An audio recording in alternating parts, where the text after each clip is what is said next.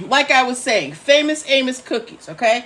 If you didn't know, Famous Amos cookies, they were founded in 1975 by a guy named Wally Amos. So Amos is a real person, okay?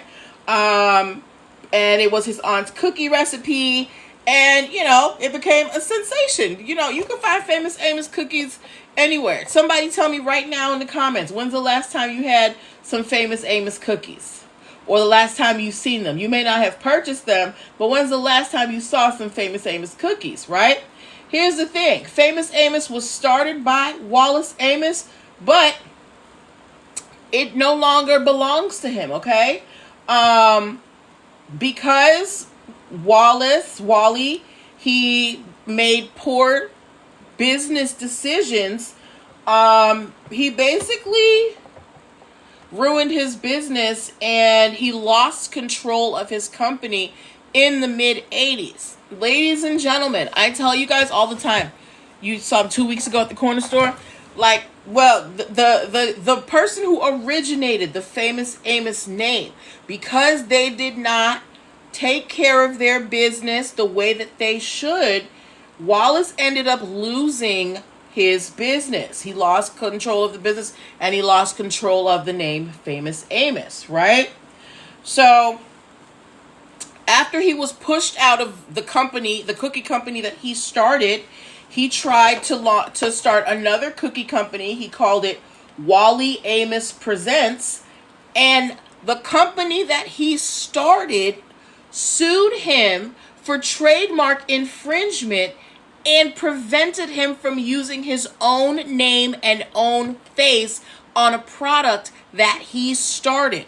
Guys, it is very possible for people to steal your brands if you don't have your, what do you call that, I's dotted and T's crossed. There was financial mismanagement over on Wallace's side.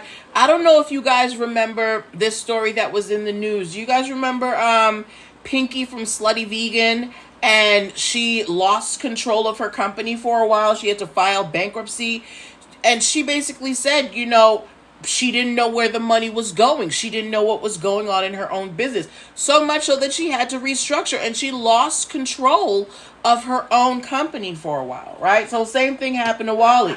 And then when he tried to, you know, he's like, okay, well, I can't do Famous Amos. Let me do something else, Amos. They sued him and said, no, this is ours now. You're going to have to do something else.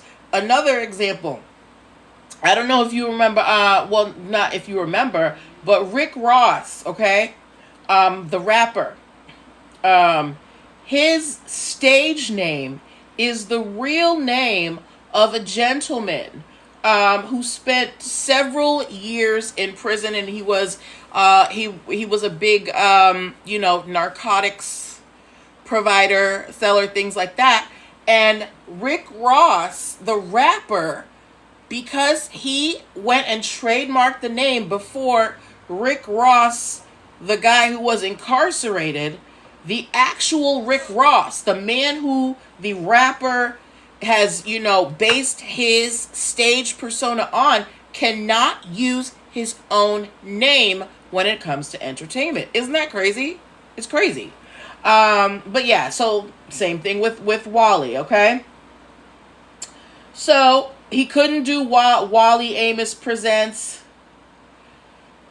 And they told him he couldn't use his own name. So then he rebranded his cookies, and he rebranded as Uncle Nonamé, okay, or Nonamé. Unfortunately, that went bankrupt by 1996.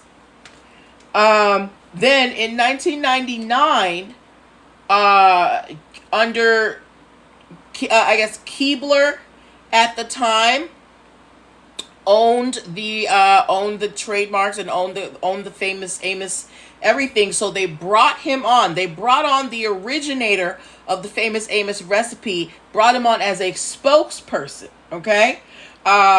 So he got back in the fold, got back in his business, but he still didn't have control. He was just basically a mascot for the company that he started. Okay. So Amos, he was not deterred. he came back with something called Uncle Wally's Muffin Company, and he also started a company called Chip and Cookie in Hawaii. Okay, so while Wallace Amos was maybe didn't have he had a lot of troubles in business, and I guess maybe he didn't know how to properly structure his business, didn't know how to run the finances, things like that, maybe let other people take care of that, ended up losing his business, brought it back, losing it, brought it, right? Now, many lessons we can learn from this. One, you need to know what's going on in your business, right? Two, you need to make sure that you trademark your brands so that so that nobody can steal it from you, right?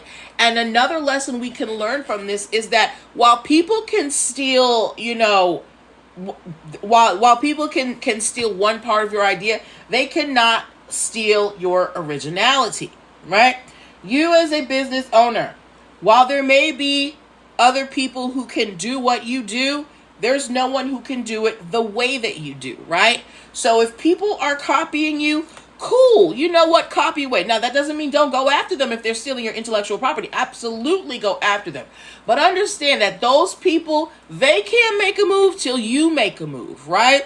So when somebody is trying to copy you or steal your ideas and things like that, yes, you should be irritated, but also you should feel a little flattered because this person thinks that your stuff is fly and, they want to try and make a buck off of it. Hey, Dr. Magni, I Mason 1959. But at the end of the day, if you really believe in your brand, if you really believe in entrepreneurship and that is where your heart lies, you're going to be like Wally. You're not going to let multiple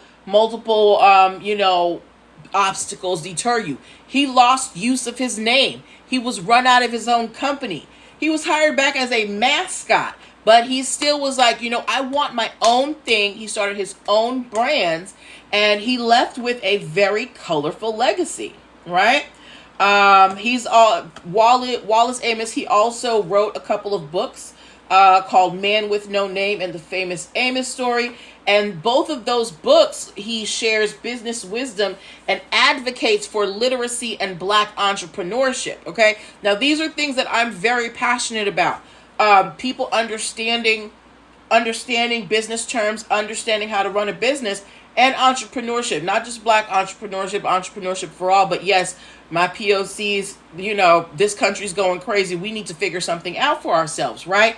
So it's really important that as you embark on this entrepreneurship journey, understand that it's not a set it and forget it type of thing. You need to be involved. You need to know what's going on in the back end, all right? Mr. Amos, he died, he passed away in August 2024, so just last year at the age of 88. And he will always be remembered for Famous Amos. So, kudos to that Black man. All right? Okay.